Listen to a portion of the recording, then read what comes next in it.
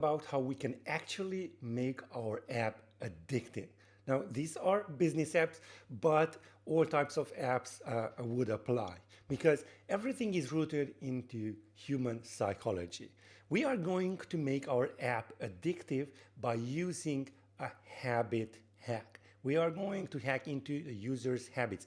We are going to make users habits. Let me just show you how it is in my demo project right over here. By the way, if you want me to build out your business and app, go ahead and check out the first link in the description. And if you want to learn more about how all of this demo application is built out, go ahead and check out the second link. It's the playlist link for all of the videos around this topic. Okay, so it starts off, I just added a simple habit that is a daily check-in. So whenever a user checks in daily, they will be rewarded. First of all, they will be rewarded by, okay, their streak, and then eventually they will gain points after a few numbers of days that they have had a streak with. And those points will be converted into, let's say, some product.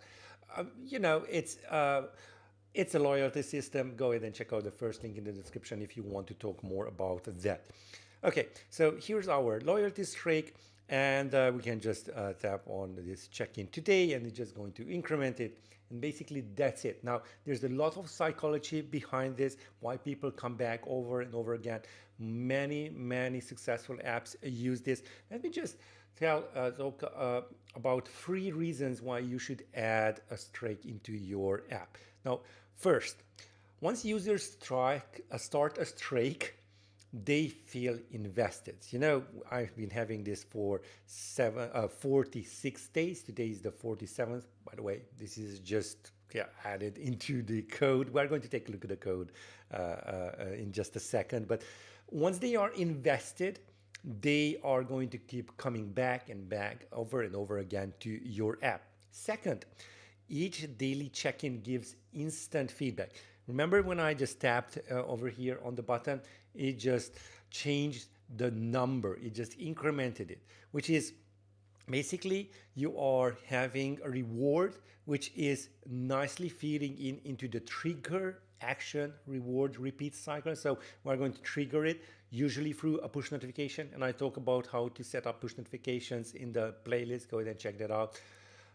Then the action, we just tap on that button. We got the reward, just incremented, maybe some animation. I talk about animations also. Let me just show you in the favorites and the product. If we just have this nice confetti, we could just add a confetti animation right over here too. Let's just check in today. This is a demo application, so you can see it. That's why you just put it back to 46. And then we are going to repeat that again, day after day. This is a daily streak, so push notifications might come on a daily basis. Finally, number 3, humans are wired to chase completion. It could be a weekly streak, a monthly streak, a yearly streak. Humans will just go naturally and try to achieve that streak as they can. Streaks can be broken, but you could just add in like 1 day grace period or something like that. Streaks are really powerful, so I highly recommend that you add that into your business apps. Now, this is all nicely set up inside my demo application. What I'd like to talk about today in the coding part is, let's just because why would you hire me? Well, that's because I do all of this stuff, what you can see right over here. I do the coding. And we have this code right over here, which is great. It's doing its job, but we can do even better. So one rule in coding is that you don't want to repeat yourself. And you might have already noticed it, but we have this formatter right over here twice. So we don't want to do that. We just want to kind of extrapolate it into one function, so-called function, and then just reuse it over and over again in separate or different places. And what that looks like is that we are just going to do right over here we're going to do an extension. So let me just scroll a little bit down over here and let's just create an extension. And because this is a formatter, it's a date formatter, we are going to do an extension on the date formatter. There we go. And then we are going to create that static function. And we're just going to call it custom formatter. You know, it's our custom formatter. It's going to return our date formatter. And what I'm going to do is just copy these 3 lines out. There we go. Let's just hit Command X and then paste it in there. And then I'm just going to return the formatter. There we go.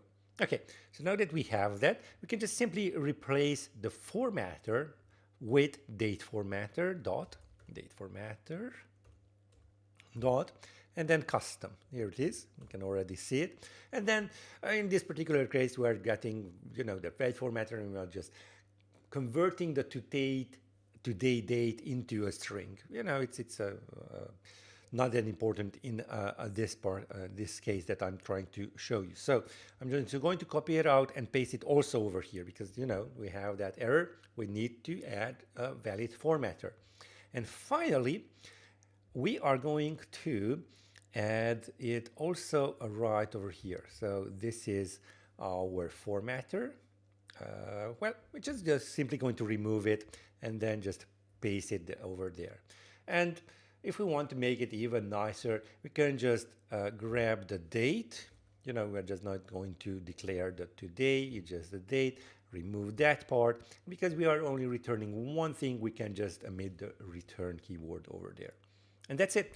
Let me just build and run. So we make sure that everything is working okay, build has succeeded. And, you know, we're just going to put back the 96, check in today.